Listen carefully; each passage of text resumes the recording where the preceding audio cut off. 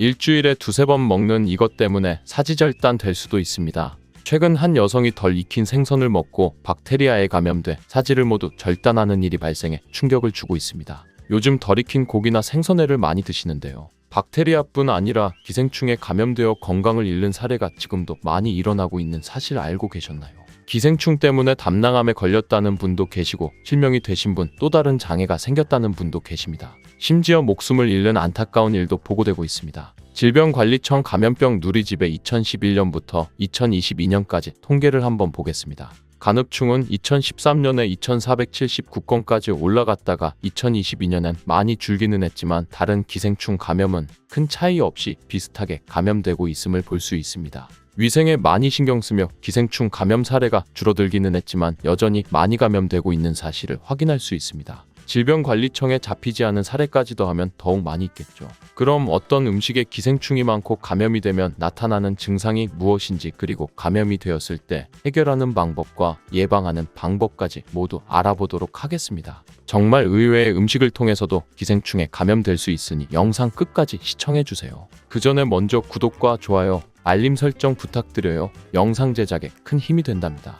요즘 삼겹살 구워 먹을 때 미나리를 곁들여 먹는 게 유행이고 많이들 그렇게 드시는데요. 민물에서 자란 이 미나리에도 기생충이 있습니다. 놀라셨나요? 상추쌈 같은 채소에 많은 기생충이 있는 건 알고 계시죠? 그런데 쌈채소뿐 아니라 일반 생채소에도 기생충의 알이 많이 있습니다. 식품의약품안전처는 국내산 김치에서도 기생충의 알을 발견했다고 하는데요. 이렇듯 생채소에는 눈에 보이는 기생충뿐 아니라 미세 기생충이 많이 있습니다. 물론 미나리도 마찬가지지요. 따라서 채소는 채소 전용 세정제를 사용하여 깨끗이 씻거나 충분히 익혀 드셔야 합니다. 미세 기생충은 암의 원인이 될 수 있으니 반드시 주의하세요. 두 번째는 민물게장과 민물고기입니다.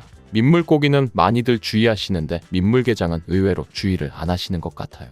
민물게장 잘못 먹으면 폐엽충에 감염될 수 있습니다. 폐엽충에 감염이 되면 폐엽충이 척수를 따라 뇌 쪽으로 올라갈 수 있는데요. 그렇게 되면 바로 뇌출혈을 유발하게 됩니다. 민물고기의 간디스토마 감염이 큰 문제인 건 알고 계시지요? 통계에서도 봤듯이 많은 분들이 알고 계셔서 감염 사례가 급격히 줄고 있기는 한데요. 그래도 민물고기로 인한 간디스토마 감염 사례는 계속 일어나고 있습니다. 이 간흡충에 감염이 되면 담도암에 걸릴 수 있습니다. 생존율이 매우 낮은 이 담도암을 조사해보니 간흡충에 감염되면 담도암의 발병률이 4.8배나 높아졌다고 합니다. 염증성 장질환과 시형간염 환자는 담도암에 걸릴 위험이 높기 때문에 더욱 주의하셔야 합니다. 민물고기는 절대 회로 먹지 말아야 하며 손질하는 칼과 도마 등을 통해서도 감염될 수 있으니 조리기구들을 끓는 물로 소독하며 깨끗이 세척하시는 것이 좋습니다. 폐엽충과 간흡충에 감염되면 초기에는 증상이 거의 없을 수 있지만 서서히 심한 기침이나 호흡곤란 등의 증상이 나타날 수 있습니다. 간흡충은 30년 이상 기생할 수도 있어 만성화되거나 기생충이 몸 안에서 번식하면 담석, 담낭염 그리고 폐쇄성 황달 등의 질병에 걸릴 수 있습니다. 민물고기를 먹고 증상이 있다면 반드시 병원에 가셔서 진료를 받으시고 약물 치료를 받으시는 것이 좋습니다. 세 번째는 소외생간입니다. 돼지의 사육 환경이 좋아지면서 돼지고기도 덜 익혀 먹어도 될 정도까지 되었는데요. 소고기는 덜 익혔을 때 식감도 부드럽고 감칠맛이 좋아 예전부터 많은 분들이 생으로 드시거나 살짝만 익혀 드시기도 하죠. 그렇다면 정말 소고기는 기생충으로부터 안전할까요? 기생충 전문가 서민 단국대 의대 교수는 소의 간만 조심하면 된다고 합니다. 소에는 민촌충이란 기생충이 많은데 이 기생충은 인체에 들어와도 특별한 문제를 일으키지 않는다고 합니다. 레어 스테이크나 육사시미 육회를 먹을 때 걱정하지 않아도 된다는 거죠. 하지만 소의 간은 예외입니다. 소간을 생으로 먹으면 건강에 좋다는 속설이 있지만 소의 간에 기생하는 개회충으로 인해 실명할 수도 있습니다. 눈 개회충증 진단을 받은 환자 100명을 대상으로 분당 서울대 병원 연구진이 감염 경로를 파악한 결과 눈 개회충증에 감염된 사람 중 80%의 사람들이 소의 생간을 섭취했다고 합니다. 몸속에 들어온 개회충은 장에 가만히 있지 않고 몸속을 돌아다니며 간이나 폐로 이동합니다. 이때 보통은 기생충이 죽게 되어 자연 치유가 됩니다. 하지만 개회충이 눈으로까지 올라가면 눈에 염증을 일으키는 것은 물론이고 심하면 실명에까지 이를 수 있습니다. 개회충 감염 시 초음파 검사에서 종양이나 암으로 잘못 보일 수 있습니다. 그렇게 되면 조직 검사를 받거나 항암 치료와 수술을 받는 경우도 생기게 됩니다. 예전에 소의 생간을 먹고 온몸에 기생충이 번식해 7번의 대수술을 받은 사연이 보도된 적이 있는데요. 소의 생간을 몇 점 먹고 눈에 이상을 느껴 안과 진료를 받았는데 이미 머리와 등 쪽까지 기생충이 번식하고 있었다고 합니다.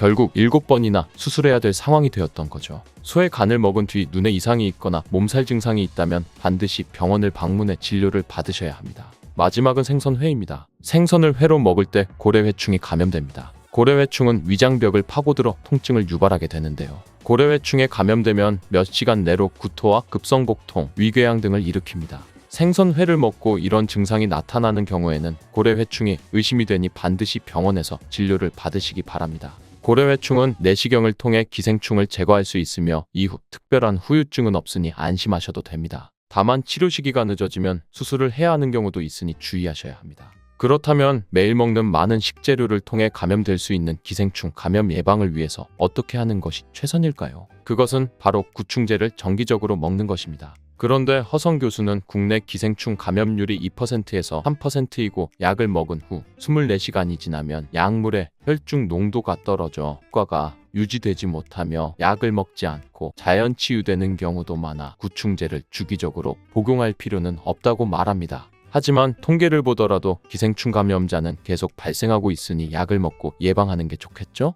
구충제는 크게 두 가지 종류가 있습니다. 회충이나 편충 등 장내 기생충은 약국에서 파는 알펜다졸 구충제를 드시면 됩니다. 그런데 민물게장이나 민물 생선을 날로 먹어 흡충류에 감염되었다면 전문의 약품인 프라지칸테를 드셔야 합니다. 그런데 이 약은 내성이 생기거나 부작용이 유발될 수 있으니 반드시 의사의 진단을 받고 처방을 받으시는 것을 추천드립니다. 위생을 중요시하고 환경이 많이 좋아져 기생충에 감염되는 사례가 나날이 줄어들고 있는데요. 하지만 혹시나 기생충에 감염되어 잘못되면 건강을 크게 해칠 수 있습니다. 단백질 폭탄으로 알려진 두부는 건강식으로 많이 드시는 대표적인 식재료입니다. 그런데 두부를 잘 못 드시면 오히려 건강을 해칠 수 있다는 사실 알고 계신가요? 두부를 먹을 때 독이 되는 최악의 경우 그리고 두부를 어떻게 먹어야 우리 몸에 보약이 될 수 있는지에 대해 알려드리겠습니다. 두부가 오히려 건강을 해치는 첫 번째는 바로 GMO 유전자 변이된 콩으로 만든 두부를 먹을 때입니다. 2018년 자료를 보면 수입 콩을 사용해 만든 두부 7종류 중에서 6종류가 GMO 성분이 검출되어 파문이 일었던 적이 있습니다.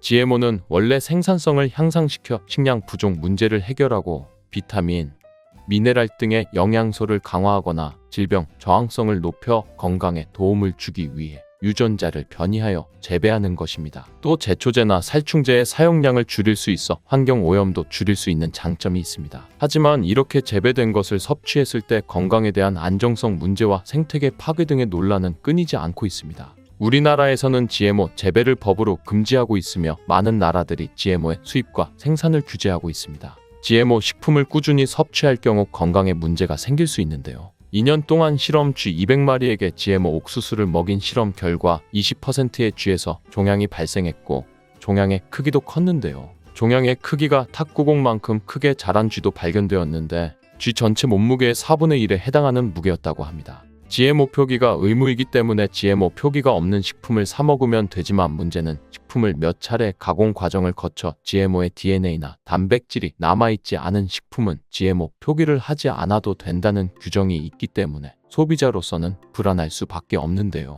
따라서 두부를 구매하실 때 원료가 수입산이 아닌 국내산 콩으로 만든 두부를 사드시길 바랍니다. 우리나라는 GMO 재배 자체가 금지이기 때문에 국내에서 재배된 식품은 안심하고 드셔도 됩니다. 두부가 건강을 해치는 두 번째는 바로 유부를 드시는 것입니다. 유부는 두부를 기름에 튀겨서 만드는데요. 유부를 먹는 방법에는 대표적으로 유부초밥이 있지만 이외에도 다양한 요리의 재료로 사용됩니다. 유부의 고소한 맛과 부드러운 식감 때문에 다양하게 사용되지만 건강에 해로울 수 있으니 주의하셔야겠습니다. 두부를 기름에 튀겨 만든 유부는 칼로리가 높아질 뿐만 아니라 트랜스 지방이 생성됩니다. 트랜스 지방은 혈관 내 콜레스테롤을 증가시키고 심혈관의 질환의 위험을 증가시킵니다.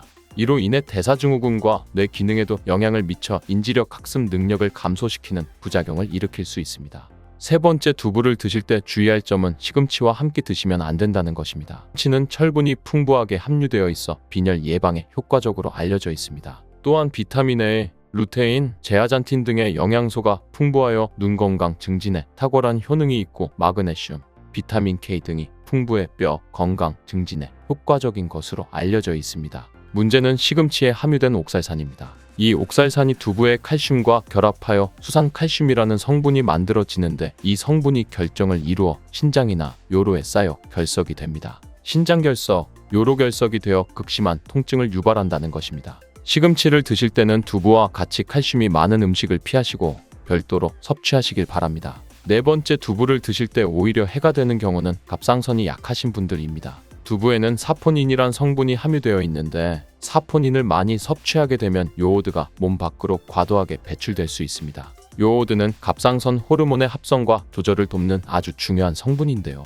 요오드가 부족하게 되면 갑상선 호르몬인 티록신의 생성이 부족하게 되어 갑상선의 기능을 제대로 하지 못하는 상황이 발생할 수 있습니다. 이렇게 되면 갑상선 저하증이 생길 수 있고 무기력해지고 피로가 회복이 잘 안 되며 우울증, 부종, 집중력 저하 등의 다양한 증상을 야기할 수 있습니다. 갑상선에 문제가 없는 분이라면 두부를 많이 드셔도 문제가 되지 않지만 이미 갑상선이 약하신 분들에게는 안 좋은 영향을 줄 수 있는 것입니다. 그렇다면 두부는 어떻게 드셔야 두부의 효능을 최대한 높일 수 있는지 알려드리겠습니다. 두부는 기본적으로 단백질이 풍부한데 이뿐 아니라 리놀렌산, 레시틴, 피토스테롤 등의 성분이 풍부해 몸 안에 콜레스테롤 수치를 낮춰주고 혈액순환을 원활하게 하여 동맥경화, 심근경색, 뇌출혈 등의 심혈관 질환을 예방할 수 있습니다. 두부는 체력과 근력을 유지하는 데 큰 도움을 주는데요. 바로 두부의 풍부한 단백질 때문이지요. 근육은 매일 일정량이 새로운 근육으로 대체되기 때문에 매일 단백질을 공급해줘야 하는데요. 우리 몸에 단백질을 공급해주기 위해 정말 유용한 음식이 두부인 것이지요. 또한 두부에는 콜린이 풍부한데 콜린은 알츠하이머성 치매를 예방하는 데 탁월한 효능을 발휘하게 됩니다. 두부는 또한 탈모 예방에도 도움이 되는데요. 머리카락의 원료인 단백질을 보충하는 데 도움이 될 뿐만 아니라 이소플라본이 풍부해 남성 호르몬을 조절해줍니다. 따라서 호르몬 성탈모 예방에 도움을 줄 수 있는 것입니다. 또한 두부는 건강하게 장수하는 데 도움이 되는데요. 많은 과학자들의 연구 결과 건강하게 장수한 사람들의 특징이 식물성 단백질을 꾸준히 섭취했다는 사실을 발견했고 동물성 단백질을 식물성 단백질로 바꿔 섭취했을 때 사망의 위험성이 낮아진다는 연구 결과도 있습니다. 이러한 효능이 극대화가 되려면 소화 흡수가 잘 되어야겠지요. 두부 중 소화 흡수가 가장 잘 되는 것이 바로 순두부입니다. 순두부는 일반 두부와 마찬가지로 비질을 분리한 콩물에 응고력이 약한 응고제를 넣어 만든 것인데요. 그렇기에 훨씬 부드럽고 소화 흡수가 잘 되는 형태가 되는 것입니다. 하지만 단점은 일반 두부보다 단백질, 섬유질 등 영양 성분의 함량이 떨어지는데요. 이런 단점을 보완하기 위해 계란과 함께 먹으면 모두 해결이 됩니다. 순두부찌개에 계란이 들어가는 것이 맛뿐만 아니라 영양적으로도 찰떡궁합인 것이지요. 순두부와는 식감이 완전히 다른 쫄깃한 두부면이 요즘 인기가 높아지고 있는데요. 밀가루를 대체할 수 있는 다이어트 식품으로 많이 알려지고 있습니다. 다양한 면 요리에 사용되는데 단순히 두부를 면 모양으로 만든 것이 아니라 일반 두부보다 단백질의 함량이 2배 정도 높아 건강에 더욱 좋은 식품입니다. 두부에서 수분을 빼고 응축시켜 만들기 때문에 같은 무게 당 영양 성분의 함량이 높아지는 것입니다. 두부는 양배추와 함께 드시면 좋은데요. 두부는 단백질이 풍부하지만 비타민C와 섬유질이 부족한데 양배추와 함께 드시면 모든 영양소를 골고루 섭취할 수 있게 되는 것입니다. 또 귀리를 넣은 잡곡밥과 함께 드시면 좋은데요. 귀리에 풍부하게 함유된 식이섬유와 베타글루칸과 두부의 단백질, 칼슘을 충분히 섭취할 수 있는 것입니다. 두부는 그리고 미역과 김, 다시마와 같은 해조류와 함께 드시면 좋은데요. 이런 해조류와 함께 드시게 되면 두부의 단백질을 흡수하는데 극대화가 되고 두부의 사포닌으로 인한 요오드 배출을 해조류의 풍부한 요오드 성분이 상쇄시켜 줄 수 있는 것입니다. 두부와 함께 먹으면 좋은 음식으로는 토마토가 있습니다. 토마토에는 라이코펜이라는 강력한 항산화 성분이 함유되어 있어 세포의 노화를 방지하고 활성산소를 제거하여 혈관을 건강하게 보호하며 암을 예방하는 효능도 있습니다. 두부와 토마토 그리고 계란까지 함께 살짝 볶아 드신다면 풍부한 영양 성분을 섭취할 뿐 아니라 암 예방과 체중 감량에도 좋고 피부 미용에도 탁월한 효능을 누릴 수 있습니다. 탄수화물 폭탄으로 알려진 감자는 생각보다 다양한 영양 성분이 들어있어 건강에 아주 좋은데요. 잘못 드시면 암과 치매를 일으키는 독이 될 수도 있습니다. 감자를 먹을 때 주의할 점과 함께 먹으면 독이 되는 음식, 그리고 함께 먹으면 보약이 되는 음식과 감자가 우리 몸에 어떤 영향을 주는지 감자에 대한 모든 것 알려드릴게요. 삶아 먹고 데쳐 먹고 튀김으로 먹고 볶아 먹고 또 전으로도 부쳐 먹고 정말 다양하게 먹는 채소가 바로 감자인데요. 건강에 좋은 감자도 잘 알고 드셔야겠죠? 먼저 감자 드실 때 무엇과 함께 먹으면 안 되고 주의해야 될 점은 무엇이 있을까요? 감자는 바나나와 함께 드시면 안 됩니다. 풍부한 식이섬유로 포만감을 높이는 데 도움이 되는 바나나는 다이어트 식품으로 요즘 인기가 많아지고 있습니다. 감자에는 심장과 혈관 건강에 좋은 영양소가 풍부하게 함유되어 있습니다. 소금과 나트륨을 많이 드시면 고혈압이 발생할 위험이 높아지고 혈관 건강에 나쁘다는 사실은 알고 계시죠? 그렇기 때문에 나트륨의 섭취량을 줄이는 것이 매우 중요한 것이죠. 그리고 이미 섭취한 나트륨을 몸 밖으로 배출시켜주는 것도 매우 중요한데요. 그 역할을 해주는 것이 바로 칼륨이랍니다. 감자에는 다양한 영양소뿐만 아니라 칼륨도 많이 들어있습니다. 감자에 있는 풍부한 칼륨이 혈관을 확장시켜주고 나트륨뿐만 아니라 노폐물까지 원활하게 잘 배출시켜주는 역할을 해줍니다. 이런 효능으로 감자만 잘 드셔도 고혈압, 고지혈증뿐만 아니라 동맥경화와 뇌졸중과 같은 심혈관 질환을 예방하는 데 많은 도움을 받을 수 있습니다. 그런데 문제는 바로 바나나에도 칼륨의 함량이 상당히 높다는 것인데요. 칼륨이 혈관 건강에 도움이 되는 것은 맞지만 과하게 섭취하게 되면 오히려 문제가 생기게 됩니다. 혈관 내의 칼륨의 농도가 높아지면 근육과 신경이 과하게 이완되는 증상이 나타나고 근육이 마비되는 증상과 손발이 저리고 심하면 부정맥과 저혈압이 나타날 수 있습니다. 앞으로는 감자와 바나나를 함께 드시기보다 두세 시간의 간격을 두고 드시거나 다른 식사 시간에 드시길 바랍니다. 또한 감자의 풍부한 칼륨은 혈액이 산성화되어 우리 몸을 손상시키는 현상도 예방해 줄 수 있는데요. 칼륨이 바로 알칼리성 성분이기 때문이죠. 칼륨은 뼈 건강에도 도움을 주어 골다공증 예방에 탁월한 것으로 알려져 있습니다. 뼈에서 칼슘이 빠져나가는 것을 막아주는 역할을 할 뿐 아니라 종아리 근육의 경련이나 손과 발저림의 증상을 예방해 주기도 하는데요. 칼륨이 근육의 수축과 이완을 원활하게 하는 데 도움을 주기 때문입니다. 감자의 칼륨이 이렇게 많은 작용을 하여 고혈압, 뇌졸중, 동맥경화 등의 심혈관 질환뿐만 아니라 뼈와 근육을 튼튼하게 하는 데에도 많은 도움을 준답니다. 감자의 조리 방법은 정말 많고 여러 가지 요리에 사용되는데요. 조리할 때 주의할 사항이 있습니다.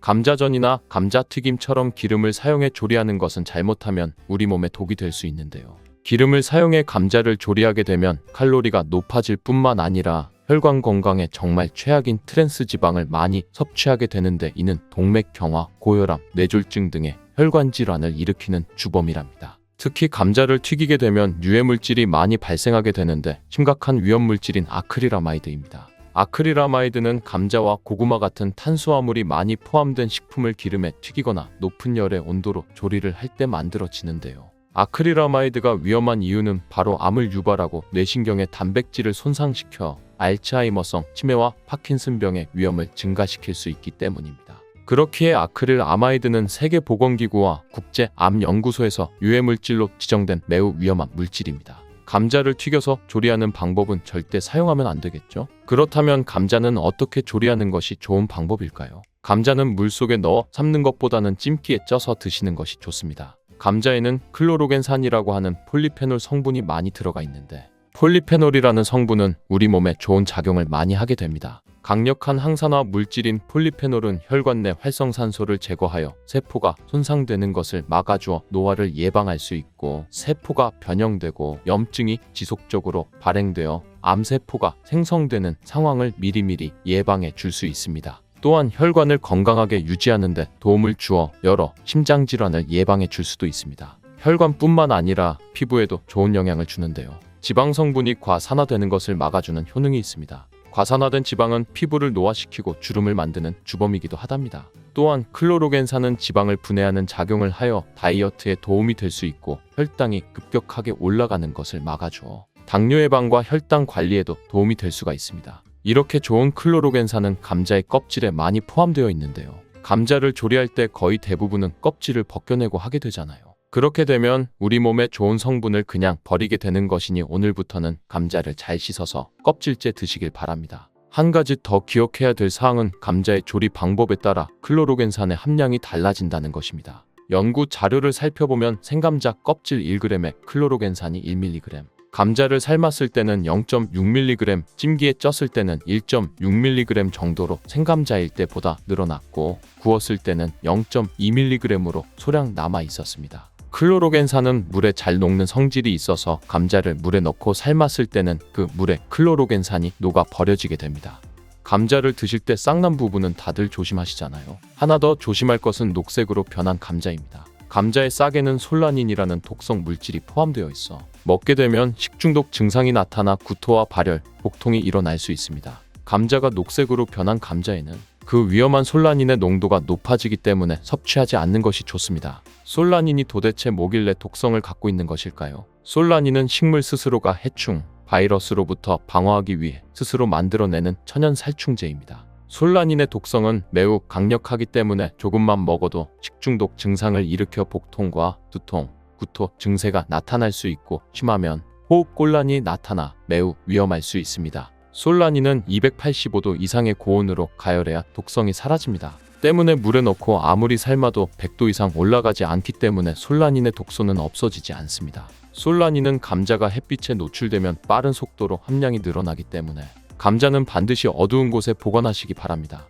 버터를 이용한 조리 방법이 요즘 많아지고 있죠. 감자도 버터에 조리하다가 치즈를 올려서 먹는 분들이 많은데요. 앞으로 이 방법은 사용하지 않는 것이 좋겠습니다. 치즈와 버터를 감자와 함께 드시게 되면 포화지방과 나트륨의 함량이 높아지게 됩니다. 그렇게 되면 혈관 건강에 악영향을 끼쳐 심혈관의 건강이 나빠질 수 있죠. 치즈의 포화지방은 나쁜 콜레스테롤의 수치를 높아지게 하는데요. 거기에 나트륨까지 더해지면 혈관은 많은 여러 손상을 입게 되고 혈압이 높아져 심각한 위험을 초래할 수 있습니다. 그렇다면 감자는 어떤 음식과 먹을 때 우리 몸에 보약이 될 수 있을까요? 감자와 우유를 함께 먹으면 시너지가 폭발하여 우리 몸에 보약이 될 수 있습니다. 감자는 탄수화물뿐만 아니라 양질의 단백질도 풍부하여 단백질 공급원으로도 손색이 없습니다. 감자의 단백질은 우유와 계란에 이어 흡수율이 높을 뿐만 아니라 콩에 함유된 단백질보다도 좋은 단백질로 평가받고 있습니다. 우유에는 지방과 비타민 A 그리고 칼슘이 풍부하여 감자의 부족한 영양 성분을 보완해 줍니다. 또 감자의 풍부한 비타민 C는 우유의 부족한 영양 성분을 보완해 줄 수 있죠. 감자에는 각종 비타민이 정말 많이 들어있는데요. 그 중에서도 특히 비타민 C의 함량이 놀라울 정도로 많이 들어있습니다. 감자 한 개에는 비타민 C의 하루 권장 섭취량의 30% 이상 들어있는데 이 양은 사과보다도 3배나 많은 양이랍니다. 감자의 비타민 C는 강력한 항산화 작용을 하여 활성산소를 제거해주고 면역력 또한 강하게 해줍니다. 그리고 피부의 탄력을 높여주고 노화를 예방해 줄 수 있는데 비타민 C가 콜라겐의 조직을 강화해주는 효능이 있기 때문입니다. 감자를 조리하실 때 식초나 레몬즙을 뿌려주시면 비타민의 흡수율이 높아지게 됩니다. 양파 또한 감자와 함께 드시면 보약이 되는데요. 감자가 위 건강에 좋다는 사실을 알고 계셨나요? 감자의 풍부한 아르기닌과 폴리페놀 성분이 항염작용을 해주기 때문인데요. 이 성분들은 위벽을 보호하고 염증을 감소시키며 독소를 제거하는 역할을 합니다. 이뿐만 아니라 감자는 알칼리성 식품으로 몸이 산성화되는 것을 막아주는데 산성화가 되면 여러 질병의 위험이 높아지게 되죠. 양파는 감자와 더불어 대표적인 알칼리 식품인데요. 감자의 항염 및 항암 효과를 강화해 주는데 탁월한 효능을 발휘해 줍니다. 퀘르세틴이란 성분이 풍부한 양파는 혈관을 깨끗하게 해주는데 특히 염증을 제거하는데 놀라운 효능을 발휘합니다. 또한 감자에 포함된 비타민의 흡수율을 높여주어 감자의 효능을 극대화시켜 준답니다. 토마토가 건강에 이로운 슈퍼푸드라는 사실은 알고 계시죠? 이런 토마토는 감자와 함께 드시면 정말 보약과 같은 효능을 발휘하게 되는데요. 토마토와 감자를 함께 드시면 항산화 물질과 비타민의 함량을 폭발적으로 늘릴 수 있습니다. 토마토의 라이코펜과 감자의 비타민C가 만나게 되면 항산화작용이 극대화되어 면역력을 강화시켜주고 온몸 구석구석의 염증을 제거하는 데 많은 도움을 주게 됩니다. 토마토와 감자는 심혈관 건강을 강화하고 혈압을 조절하는 데 도움을 줄 수 있습니다. 콩과 식물들도 감자와 함께 먹으면 우리 몸에 보약이 되는데요. 콩과 식물은 식물성 단백질, 섬유질, 철분, 마그네슘과 여러 비타민을 포함하여 심혈관을 건강하게 해주고 그리고 혈당을 조절하는 데 놀라운 효능을 발휘하여 당뇨를 예방할 수 있고 혈관을 깨끗하게 해주어 혈관성 치매도 예방하는 데 도움이 됩니다. 콩과 식물과 감자를 함께 드시게 되면 포만감을 장시간 유지시켜주고 우리 몸에 에너지를 긴 시간 공급해주는 효능을 발휘합니다. 최근 한 여성이 덜 익힌 생선을 먹고 박테리아에 감염돼 사지를 모두 절단하는 일이 발생해 충격을 주고 있습니다. 요즘 덜 익힌 고기나 생선회를 많이 드시는데요. 박테리아뿐 아니라 기생충에 감염되어 건강을 잃는 사례가 지금도 많이 일어나고 있는 사실 알고 계셨나요? 기생충 때문에 담낭암에 걸렸다는 분도 계시고 실명이 되신 분 또 다른 장애가 생겼다는 분도 계십니다. 심지어 목숨을 잃는 안타까운 일도 보고되고 있습니다. 질병관리청 감염병 누리집에 2011년부터 2022년까지 통계를 한번 보겠습니다. 간흡충은 2013년에 2479건까지 올라갔다가 2022년엔 많이 줄기는 했지만 다른 기생충 감염은 큰 차이 없이 비슷하게 감염되고 있음을 볼 수 있습니다. 위생에 많이 신경 쓰며 기생충 감염 사례가 줄어들기는 했지만 여전히 많이 감염되고 있는 사실을 확인할 수 있습니다. 질병관리청에 잡히지 않은 사례까지도 하면 더욱 많이 있겠죠. 그럼 어떤 음식에 기생충이 많고 감염이 되면 나타나는 증상이 무엇인지, 그리고 감염이 되었을 때 해결하는 방법과 예방하는 방법까지 모두 알아보도록 하겠습니다. 정말 의외의 음식을 통해서도 기생충에 감염될 수 있으니 영상 끝까지 시청해주세요. 요즘 삼겹살 구워 먹을 때 미나리를 곁들여 먹는 게 유행이고 많이들 그렇게 드시는데요. 민물에서 자란 이 미나리에도 기생충이 있습니다. 놀라셨나요? 상추쌈 같은 채소에 많은 기생충이 있는 건 알고 계시죠? 그런데 쌈채소뿐 아니라 일반 생채소에도 기생충의 알이 많이 있습니다. 식품의약품안전처는 국내산 김치에서도 기생충의 알을 발견했다고 하는데요. 이렇듯 생채소에는 눈에 보이는 기생충뿐 아니라 미세 기생충이 많이 있습니다. 물론 미나리도 마찬가지지요. 따라서 채소는 채소 전용 세정제를 사용하여 깨끗이 씻거나 충분히 익혀 드셔야 합니다. 미세 기생충은 암의 원인이 될 수 있으니 반드시 주의하세요. 두 번째는 민물게장과 민물고기입니다. 민물고기는 많이들 주의하시는데 민물게장은 의외로 주의를 안 하시는 것 같아요. 민물게장 잘못 먹으면 폐엽충에 감염될 수 있습니다. 폐엽충에 감염이 되면 폐엽충이 척수를 따라 뇌 쪽으로 올라갈 수 있는데요. 그렇게 되면 바로 뇌출혈을 유발하게 됩니다. 민물고기의 간디스토마 감염이 큰 문제인 건 알고 계시지요? 통계에서도 봤듯이 많은 분들이 알고 계셔서 감염 사례가 급격히 줄고 있기는 한데요. 그래도 민물고기로 인한 간디스토마 감염 사례는 계속 일어나고 있습니다. 이 간흡충에 감염이 되면 담도암에 걸릴 수 있습니다. 생존율이 매우 낮은 이 담도암을 조사해보니 간흡충에 감염되면 담도암의 발병률이 4.8배나 높아졌다고 합니다. 염증성 장질환과 시형간염 환자는 담도암에 걸릴 위험이 높기 때문에 더욱 주의하셔야 합니다. 민물고기는 절대 회로 먹지 말아야 하며 손질하는 칼과 도마 등을 통해서도 감염될 수 있으니 조리기구들을 끓는 물로 소독하며 깨끗이 세척하시는 것이 좋습니다. 폐엽충과 간흡충에 감염되면 초기에는 증상이 거의 없을 수 있지만 서서히 심한 기침이나 호흡곤란 등의 증상이 나타날 수 있습니다. 간흡충은 30년 이상 기생할 수도 있어 만성화되거나 기생충이 몸 안에서 번식하면 담석, 담낭염 그리고 폐쇄성 황달 등의 질병에 걸릴 수 있습니다. 민물고기를 먹고 증상이 있다면 반드시 병원에 가셔서 진료를 받으시고 약물 치료를 받으시는 것이 좋습니다. 세 번째는 소외생간입니다. 돼지의 사육 환경이 좋아지면서 돼지고기도 덜 익혀 먹어도 될 정도까지 되었는데요. 소고기는 덜 익혔을 때 식감도 부드럽고 감칠맛이 좋아 예전부터 많은 분들이 생으로 드시거나 살짝만 익혀 드시기도 하죠. 그렇다면 정말 소고기는 기생충으로부터 안전할까요? 기생충 전문가 서민 단국대 의대 교수는 소의 간만 조심하면 된다고 합니다. 소에는 민촌충이란 기생충이 많은데 이 기생충은 인체에 들어와도 특별한 문제를 일으키지 않는다고 합니다. 레어 스테이크나 육사시미 육회를 먹을 때 걱정하지 않아도 된다는 거죠. 하지만 소의 간은 예외입니다. 소간을 생으로 먹으면 건강에 좋다는 속설이 있지만 소의 간에 기생하는 개회충으로 인해 실명할 수도 있습니다. 눈 개회충증 진단을 받은 환자 100명을 대상으로 분당 서울대 병원 연구진이 감염 경로를 파악한 결과 눈 개회충증에 감염된 사람 중 80%의 사람들이 소의 생간을 섭취했다고 합니다. 몸속에 들어온 개회충은 장에 가만히 있지 않고 몸속을 돌아다니며 간이나 폐로 이동합니다.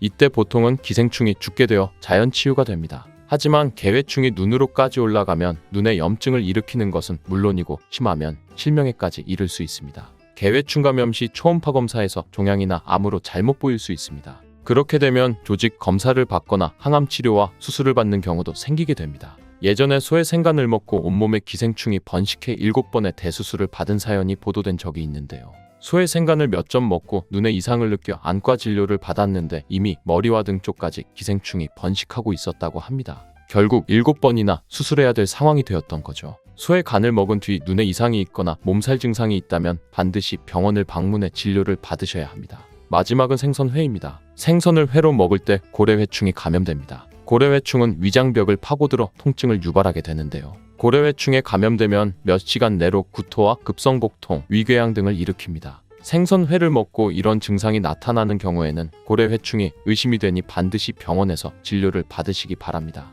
고래회충은 내시경을 통해 기생충을 제거할 수 있으며 이후 특별한 후유증은 없으니 안심하셔도 됩니다. 다만 치료 시기가 늦어지면 수술을 해야 하는 경우도 있으니 주의하셔야 합니다. 그렇다면 매일 먹는 많은 식재료를 통해 감염될 수 있는 기생충 감염 예방을 위해서 어떻게 하는 것이 최선일까요? 그것은 바로 구충제를 정기적으로 먹는 것입니다. 그런데 허성 교수는 국내 기생충 감염률이 2%에서 3%이고 약을 먹은 후 24시간이 지나면 약물의 혈중 농도가 떨어져 효과가 유지되지 못하며 약을 먹지 않고 자연 치유되는 경우도 많아 구충제를 주기적으로 복용할 필요는 없다고 말합니다. 하지만 통계를 보더라도 기생충 감염자는 계속 발생하고 있으니 약을 먹고 예방하는 게 좋겠죠? 구충제는 크게 두 가지 종류가 있습니다. 회충이나 편충 등 장내 기생충은 약국에서 파는 알펜다졸 구충제를 드시면 됩니다. 그런데 민물게장이나 민물 생선을 날로 먹어 흡충류에 감염되었다면 전문의약품인 프라지칸테를 드셔야 합니다. 그런데 이 약은 내성이 생기거나 부작용이 유발될 수 있으니 반드시 의사의 진단을 받고 처방을 받으시는 것을 추천드립니다. 위생을 중요시하고 환경이 많이 좋아져 기생충에 감염되는 사례가 나날이 줄어들고 있는데요. 하지만 혹시나 기생충에 감염되어 단백질 폭탄으로 알려진 두부는 건강식으로 많이 드시는 대표적인 식재료입니다. 그런데 두부를 잘 못 드시면 오히려 건강을 해칠 수 있다는 사실 알고 계신가요? 두부를 먹을 때 독이 되는 최악의 경우 그리고 두부를 어떻게 먹어야 우리 몸에 보약이 될 수 있는지에 대해 알려드리겠습니다. 두부가 오히려 건강을 해치는 첫 번째는 바로 GMO 유전자 변이된 콩으로 만든 두부를 먹을 때입니다. 2018년 자료를 보면 수입 콩을 사용해 만든 두부 7종류 중에서 6종류가 GMO 성분이 검출되어 파문이 일었던 적이 있습니다. GMO는 원래 생산성을 향상시켜 식량 부족 문제를 해결하고 비타민, 미네랄 등의 영양소를 강화하거나 질병 저항성을 높여 건강에 도움을 주기 위해 유전자를 변이하여 재배하는 것입니다. 또 제초제나 살충제의 사용량을 줄일 수 있어 환경 오염도 줄일 수 있는 장점이 있습니다. 하지만 이렇게 재배된 것을 섭취했을 때 건강에 대한 안정성 문제와 생태계 파괴 등의 논란은 끊이지 않고 있습니다. 우리나라에서는 GMO 재배를 법으로 금지하고 있으며 많은 나라들이 GMO의 수입과 생산을 규제하고 있습니다. GMO 식품을 꾸준히 섭취할 경우 건강에 문제가 생길 수 있는데요. 2년 동안 실험 쥐 200마리에게 GMO 옥수수를 먹인 실험 결과 20%의 쥐에서 종양이 발생했고 종양의 크기도 컸는데요. 종양의 크기가 탁구공만큼 크게 자란 쥐도 발견되었는데 쥐 전체 몸무게의 4분의 1에 해당하는 무게였다고 합니다. GMO 표기가 의무이기 때문에 GMO 표기가 없는 식품을 사 먹으면 되지만 문제는 식품을 몇 차례 가공 과정을 거쳐 GMO의 DNA나 단백질이 남아있지 않은 식품은 GMO 표기를 하지 않아도 된다는 규정이 있기 때문에 소비자로서는 불안할 수밖에 없는데요. 따라서 두부를 구매하실 때 원료가 수입산이 아닌 국내산 콩으로 만든 두부를 사드시길 바랍니다. 우리나라는 GMO 재배 자체가 금지이기 때문에 국내에서 재배된 식품은 안심하고 드셔도 됩니다. 두부가 건강을 해치는 두 번째는 바로 유부를 드시는 것입니다. 유부는 두부를 기름에 튀겨서 만드는데요. 유부를 먹는 방법에는 대표적으로 유부초밥이 있지만 이외에도 다양한 요리의 재료로 사용됩니다. 유부의 고소한 맛과 부드러운 식감 때문에 다양하게 사용되지만 건강에 해로울 수 있으니 주의하셔야겠습니다. 두부를 기름에 튀겨 만든 유부는 칼로리가 높아질 뿐만 아니라 트랜스 지방이 생성됩니다. 트랜스 지방은 혈관 내 콜레스테롤을 증가시키고 심혈관의 질환의 위험을 증가시킵니다. 이로 인해 대사증후군과 뇌 기능에도 영향을 미쳐 인지력 학습 능력을 감소시키는 부작용을 일으킬 수 있습니다. 세 번째, 두부를 드실 때 주의할 점은 시금치와 함께 드시면 안 된다는 것입니다. 시금치는 철분이 풍부하게 함유되어 있어 빈혈 예방에 효과적으로 알려져 있습니다. 또한 비타민 A, 루테인, 제아잔틴 등의 영양소가 풍부하여 눈 건강 증진에 탁월한 효능이 있고 마그네슘, 비타민 K 등이 풍부해 뼈 건강 증진에 효과적인 것으로 알려져 있습니다. 문제는 시금치에 함유된 옥살산입니다. 이 옥살산이 두부의 칼슘과 결합하여 수산칼슘이라는 성분이 만들어지는데 이 성분이 결정을 이루어 신장이나 요로에 쌓여 결석이 됩니다. 신장결석, 요로결석이 되어 극심한 통증을 유발한다는 것입니다. 시금치를 드실 때는 두부와 같이 칼슘이 많은 음식을 피하시고 별도로 섭취하시길 바랍니다. 네 번째, 두부를 드실 때 오히려 해가 되는 경우는 갑상선이 약하신 분들입니다. 두부에는 사포닌이란 성분이 함유되어 있는데 사포닌을 많이 섭취하게 되면 요오드가 몸 밖으로 과도하게 배출될 수 있습니다. 요오드는 갑상선 호르몬의 합성과 조절을 돕는 아주 중요한 성분인데요. 요오드가 부족하게 되면 갑상선 호르몬인 티록신의 생성이 부족하게 되어 갑상선의 기능을 제대로 하지 못하는 상황이 발생할 수 있습니다. 이렇게 되면 갑상선 저하증이 생길 수 있고 무기력해지고 피로가 회복이 잘 안 되며 우울증, 부종, 집중력 저하 등의 다양한 증상을 야기할 수 있습니다. 갑상선에 문제가 없는 분이라면 두부를 많이 드셔도 문제가 되지 않지만 이미 갑상선이 약하신 분들에게는 안 좋은 영향을 줄 수 있는 것입니다. 그렇다면 두부는 어떻게 드셔야 두부의 효능을 최대한 높일 수 있는지 알려드리겠습니다. 두부는 기본적으로 단백질이 풍부한데 이뿐 아니라 리놀렌산, 레시틴, 피토스테롤 등의 성분이 풍부해 몸 안에 콜레스테롤 수치를 낮춰주고 혈액순환을 원활하게 하여 동맥경화, 심근경색, 뇌출혈 등의 심혈관 질환을 예방할 수 있습니다. 두부는 체력과 근력을 유지하는 데 큰 도움을 주는데요. 바로 두부의 풍부한 단백질 때문이지요. 근육은 매일 일정량이 새로운 근육으로 대체되기 때문에 매일 단백질을 공급해줘야 하는데요. 우리 몸에 단백질을 공급해주기 위해 정말 유용한 음식이 두부인 것이지요. 또한 두부에는 콜린이 풍부한데 콜린은 알츠하이머성 치매를 예방하는 데 탁월한 효능을 발휘하게 됩니다. 두부는 또한 탈모 예방에도 도움이 되는데요. 머리카락의 원료인 단백질을 보충하는 데 도움이 될 뿐만 아니라 이소플라본이 풍부해 남성 호르몬을 조절해줍니다. 따라서 호르몬 성탈모 예방에 도움을 줄 수 있는 것입니다. 또한 두부는 건강하게 장수하는 데 도움이 되는데요. 많은 과학자들의 연구 결과 건강하게 장수한 사람들의 특징이 식물성 단백질을 꾸준히 섭취했다는 사실을 발견했고 동물성 단백질을 식물성 단백질로 바꿔 섭취했을 때 사망의 위험성이 낮아진다는 연구 결과도 있습니다. 이러한 효능이 극대화가 되려면 소화 흡수가 잘 되어야겠지요. 두부 중 소화 흡수가 가장 잘 되는 것이 바로 순두부입니다. 순두부는 일반 두부와 마찬가지로 비질을 분리한 콩물에 응고력이 약한 응고제를 넣어 만든 것인데요. 그렇기에 훨씬 부드럽고 소화 흡수가 잘 되는 형태가 되는 것입니다. 하지만 단점은 일반 두부보다 단백질, 섬유질 등 영양 성분의 함량이 떨어지는데요. 이런 단점을 보완하기 위해 계란과 함께 먹으면 모두 해결이 됩니다. 순두부찌개에 계란이 들어가는 것이 맛뿐만 아니라 영양적으로도 찰떡궁합인 것이지요. 순두부와는 식감이 완전히 다른 쫄깃한 두부면이 요즘 인기가 높아지고 있는데요. 밀가루를 대체할 수 있는 다이어트 식품으로 많이 알려지고 있습니다. 다양한 면 요리에 사용되는데 단순히 두부를 면 모양으로 만든 것이 아니라 일반 두부보다 단백질의 함량이 2배 정도 높아 건강에 더욱 좋은 식품입니다. 두부에서 수분을 빼고 응축시켜 만들기 때문에 같은 무게, 당, 영양 성분의 함량이 높아지는 것입니다. 두부는 양배추와 함께 드시면 좋은데요. 두부는 단백질이 풍부하지만 비타민C와 섬유질이 부족한데 양배추와 함께 드시면 모든 영양소를 골고루 섭취할 수 있게 되는 것입니다. 또 귀리를 넣은 잡곡밥과 함께 드시면 좋은데요. 귀리에 풍부하게 함유된 식이섬유와 베타글루칸과 두부의 단백질, 칼슘을 충분히 섭취할 수 있는 것입니다. 두부는 그리고 미역과 김, 다시마와 같은 해조류와 함께 드시면 좋은데요. 이런 해조류와 함께 드시게 되면 두부의 단백질을 흡수하는데 극대화가 되고 두부의 사포닌으로 인한 요오드 배출을 해조류의 풍부한 요오드 성분이 상쇄시켜 줄 수 있는 것입니다. 두부와 함께 먹으면 좋은 음식으로는 토마토가 있습니다. 토마토에는 라이코펜이라는 강력한 항산화 성분이 함유되어 있어 세포의 노화를 방지하고 활성산소를 제거하여 혈관을 건강하게 보호하며 암을 예방하는 효능도 있습니다. 두부와 토마토 그리고 계란까지 함께 살짝 볶아 드신다면 풍부한 영양 성분을 섭취할 뿐 아니라 암 예방과 체중 감량에도 좋고 피부 미용에도 탁월한 효능을 누릴 수 있습니다. 탄수화물 폭탄으로 알려진 감자는 생각보다 다양한 영양 성분이 들어있어 건강에 아주 좋은데요. 잘못 드시면 암과 치매를 일으키는 독이 될 수도 있습니다. 감자를 먹을 때 주의할 점과 함께 먹으면 독이 되는 음식, 그리고 함께 먹으면 보약이 되는 음식과 감자가 우리 몸에 어떤 영향을 주는지 감자에 대한 모든 것 알려드릴게요. 삶아 먹고 데쳐 먹고 튀김으로 먹고 볶아 먹고 또 전으로도 부쳐 먹고 정말 다양하게 먹는 채소가 바로 감자인데요. 건강에 좋은 감자도 잘 알고 드셔야겠죠? 먼저 감자 드실 때 무엇과 함께 먹으면 안 되고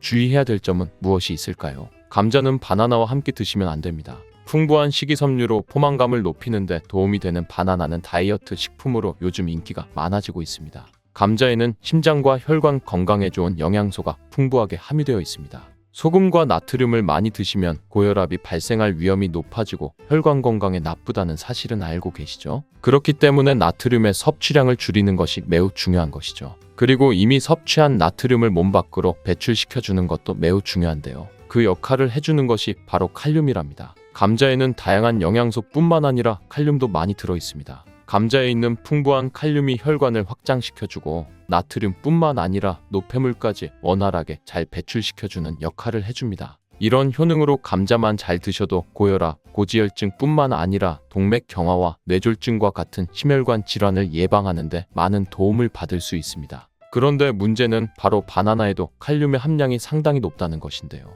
칼륨이 혈관 건강에 도움이 되는 것은 맞지만 과하게 섭취하게 되면 오히려 문제가 생기게 됩니다. 혈관 내의 칼륨의 농도가 높아지면 근육과 신경이 과하게 이완되는 증상이 나타나고 근육이 마비되는 증상과 손발이 저리고 심하면 부정맥과 저혈압이 나타날 수 있습니다. 앞으로는 감자와 바나나를 함께 드시기보다 두세 시간의 간격을 두고 드시거나 다른 식사 시간에 드시길 바랍니다. 또한 감자의 풍부한 칼륨은 혈액이 산성화되어 우리 몸을 손상시키는 현상도 예방해 줄 수 있는데요.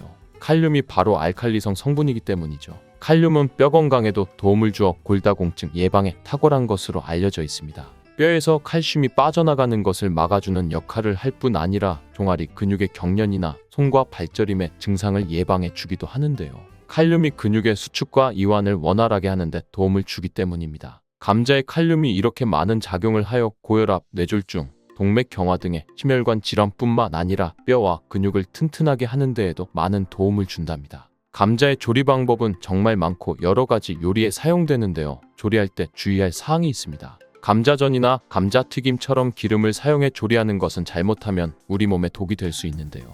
기름을 사용해 감자를 조리하게 되면 칼로리가 높아질 뿐만 아니라 혈관 건강에 정말 최악인 트랜스 지방을 많이 섭취하게 되는데 이는 동맥경화, 고혈압, 뇌졸중 등의 혈관 질환을 일으키는 주범이랍니다. 특히 감자를 튀기게 되면 유해물질이 많이 발생하게 되는데 심각한 위험물질인 아크릴아마이드입니다. 아크릴아마이드는 감자와 고구마 같은 탄수화물이 많이 포함된 식품을 기름에 튀기거나 높은 열의 온도로 조리를 할 때 만들어지는데요. 아크릴아마이드가 위험한 이유는 바로 암을 유발하고 뇌신경의 단백질을 손상시켜 알츠하이머성 치매와 파킨슨병의 위험을 증가시킬 수 있기 때문입니다. 그렇기에 아크릴아마이드는 세계보건기구와 국제암연구소에서 유해물질로 지정된 매우 위험한 물질입니다. 감자를 튀겨서 조리하는 방법은 절대 사용하면 안 되겠죠? 그렇다면 감자는 어떻게 조리하는 것이 좋은 방법일까요? 감자는 물속에 넣어 삶는 것보다는 찜기에 쪄서 드시는 것이 좋습니다. 감자에는 클로로겐산이라고 하는 폴리페놀 성분이 많이 들어가 있는데 폴리페놀이라는 성분은 우리 몸에 좋은 작용을 많이 하게 됩니다. 강력한 항산화 물질인 폴리페놀은 혈관 내 활성산소를 제거하여 세포가 손상되는 것을 막아주어 노화를 예방할 수 있고 세포가 변형되고 염증이 지속적으로 발행되어 암세포가 생성되는 상황을 미리미리 예방해 줄 수 있습니다. 또한 혈관을 건강하게 유지하는 데 도움을 주어 여러 심장질환을 예방해 줄 수도 있습니다. 혈관뿐만 아니라 피부에도 좋은 영향을 주는데요. 지방 성분이 과산화되는 것을 막아주는 효능이 있습니다. 과산화된 지방은 피부를 노화시키고 주름을 만드는 주범이기도 하답니다. 또한 클로로겐산은 지방을 분해하는 작용을 하여 다이어트에 도움이 될 수 있고 혈당이 급격하게 올라가는 것을 막아주어 당뇨 예방과 혈당 관리에도 도움이 될 수가 있습니다. 이렇게 좋은 클로로겐산은 감자의 껍질에 많이 포함되어 있는데요. 감자를 조리할 때 거의 대부분은 껍질을 벗겨내고 하게 되잖아요. 그렇게 되면 우리 몸에 좋은 성분을 그냥 버리게 되는 것이니 오늘부터는 감자를 잘 씻어서 껍질째 드시길 바랍니다. 한 가지 더 기억해야 될 사항은 감자의 조리 방법에 따라 클로로겐산의 함량이 달라진다는 것입니다. 연구 자료를 살펴보면 생감자 껍질 1g에 클로로겐산이 1mg, 감자를 삶았을 때는 0.6mg, 찜기에 쪘을 때는 1.6mg 정도로 생감자일 때보다 늘어났고 구웠을 때는 0.2mg으로 소량 남아 있었습니다. 클로로겐산은 물에 잘 녹는 성질이 있어서 감자를 물에 넣고 삶았을 때는 그 물에 클로로겐산이 녹아 버려지게 됩니다.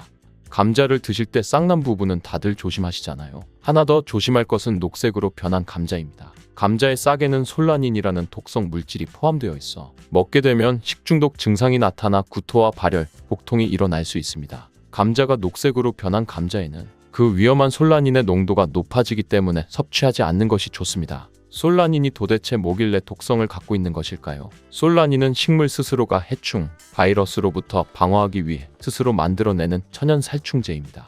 솔라닌의 독성은 매우 강력하기 때문에 조금만 먹어도 식중독 증상을 일으켜 복통과 두통, 구토 증세가 나타날 수 있고 심하면 호흡곤란이 나타나 매우 위험할 수 있습니다. 솔라닌은 285도 이상의 고온으로 가열해야 독성이 사라집니다. 때문에 물에 넣고 아무리 삶아도 100도 이상 올라가지 않기 때문에 솔라닌의 독소는 없어지지 않습니다. 솔라닌은 감자가 햇빛에 노출되면 빠른 속도로 함량이 늘어나기 때문에 감자는 반드시 어두운 곳에 보관하시기 바랍니다. 버터를 이용한 조리 방법이 요즘 많아지고 있죠. 감자도 버터에 조리하다가 치즈를 올려서 먹는 분들이 많은데요. 앞으로 이 방법은 사용하지 않는 것이 좋겠습니다. 치즈와 버터를 감자와 함께 드시게 되면 포화지방과 나트륨의 함량이 높아지게 됩니다. 그렇게 되면 혈관 건강에 악영향을 끼쳐 심혈관의 건강이 나빠질 수 있죠. 치즈의 포화지방은 나쁜 콜레스테롤의 수치를 높아지게 하는데요. 거기에 나트륨까지 더해지면 혈관은 많은 여러 손상을 입게 되고 혈압이 높아져 심각한 위험을 초래할 수 있습니다.